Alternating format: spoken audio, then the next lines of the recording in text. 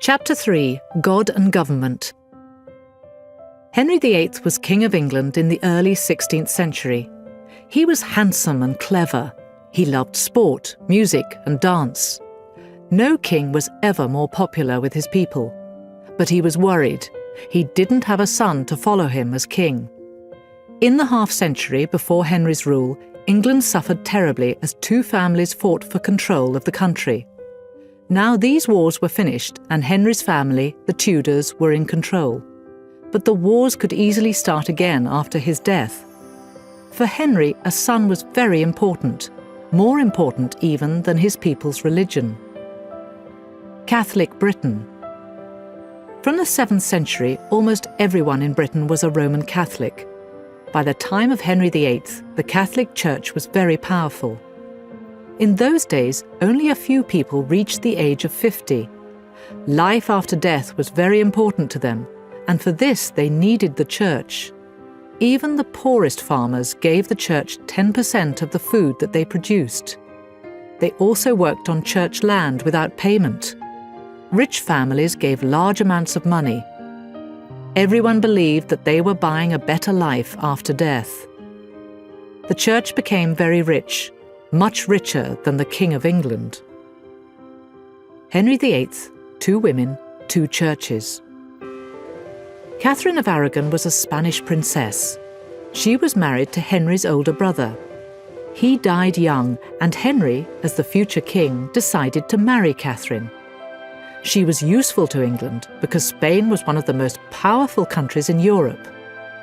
A Christian couldn't usually marry his brother's wife, but the head of the Catholic Church, the Pope, gave special permission. Henry VIII and Catherine of Aragon had only one child, a daughter, Mary. When no son came, Henry looked for a reason. He decided that his marriage to his brother's wife was wrong. As a punishment, he and Catherine had no sons. Henry was always interested in other women, but now he fell completely in love with a young Englishwoman, Anne Boleyn. She was much younger than Catherine. She was clever and funny, and maybe she could give Henry a son. Henry sent his assistant, Thomas Wolsey, to Rome to ask the Pope for an end to his marriage with Catherine. But the Pope was the prisoner of one of Catherine's relatives. He couldn't agree to Henry's request. Wolsey went back to England and told his king the bad news. Henry was very angry. He put Wolsey in prison. Then he made a decision that changed Britain forever. The Pope was head of the Catholic Church, and he was being difficult. So in 1534, Henry closed the Catholic Church and started a new one, the Church of England, with a new head, the King. A few politicians and priests spoke in disagreement against this, so Henry cut off their heads. Henry was the writer of a book which attacked the religious ideas of the Protestants. But now his new church followed these Protestant ideas. The Bible was read in English in church, not in Latin, and there were no pictures in church of anyone except Jesus. For people in the 16th century, these changes were very serious. But to Henry they didn't matter, because he was only interested in one thing. His new church gave him permission to end his marriage with Catherine. Then he married Anne Boleyn. Henry soon realized that his power as head of the church was useful in other ways. He needed money, and the church had lots of it. Monasteries owned large areas of land, and gold and silver too. So he decided to close them. Henry took everything. Many beautiful buildings were destroyed, and 11,000 religious men and women suddenly lost their homes. You can still see the broken walls of old monasteries in many parts of Britain today. Henry's other wives. Sadly for Henry, his new church didn't solve his marriage problems. When Anne Boleyn gave Henry a daughter, Elizabeth, but no son, he cut off her head. He finally had a son with his third wife, Jane Seymour, but she died after the birth of the baby.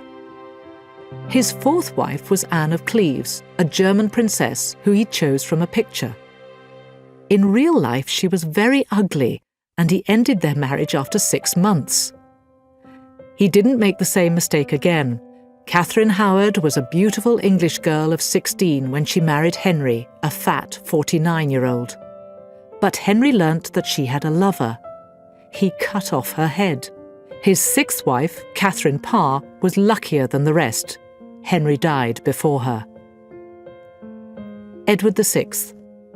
After Henry VIII's death, his 9-year-old son became king. Edward VI was an unhealthy but very intelligent boy, and he had strong ideas about religion. He started to make England even more Protestant than under his father, but he only lived to the age of 15.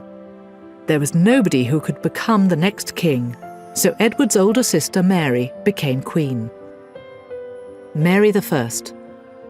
Mary, Catherine of Aragon's Catholic daughter, threw out all the Protestant changes that were introduced by her father and brother. Most people in England were happy about this. They didn't like Protestant ideas very much. But then Mary killed lots of Protestants. In 3 years, 280 men and women were burned in front of crowds of people. Mary became very unpopular. She was 38 and unmarried when she became queen.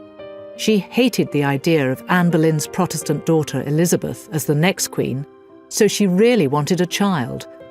She married King Philip of Spain. Twice she thought she was having his baby, but she had a stomach problem, and it killed her. The return of the Catholic Church in England died with her. Elizabeth I. When Mary's sister Elizabeth became queen, she tried to find a middle way for religion. She wanted a Church of England that Protestants and Catholics could accept, but this was impossible. First, the Puritans didn't like it. The Puritans were Protestants who wanted simple churches and simple clothes for their priests. To them, the Church of England wasn't different enough from the Catholic Church, and they didn't want the Queen as head of the Church. Elizabeth thought that their ideas were dangerous. Many Puritans were put in prison or killed. Second, the Catholics didn't like it. The Pope told the people of the Catholic Church to end Elizabeth's rule. Henry VIII's marriage to her mother, Anne Boleyn, was wrong, he said. He secretly sent European priests to England to start a Catholic war against the Queen. So Elizabeth made Catholicism against the law. People had to pay lots of money if they didn't go to a Protestant church on Sunday. Lots of Catholics were put in prison, and a few were killed. Catholic priests continued to travel around the country secretly, but it was very dangerous. There are still many big 16th century houses in England with priest holes, secret places for Catholic priests to hide. Mary, Queen of Scots. Elizabeth's closest relative was her Catholic cousin, Mary, Queen of Scots. In 1567, Mary made the people of Scotland very angry when she married her husband's murderer. She had to escape to England, leaving her baby son James as King of Scotland. Elizabeth wanted to make her welcome, but to Catholics, Mary was the true Queen of England, because Henry VIII's second marriage wasn't real. So Elizabeth had even more problems with her Catholic enemies.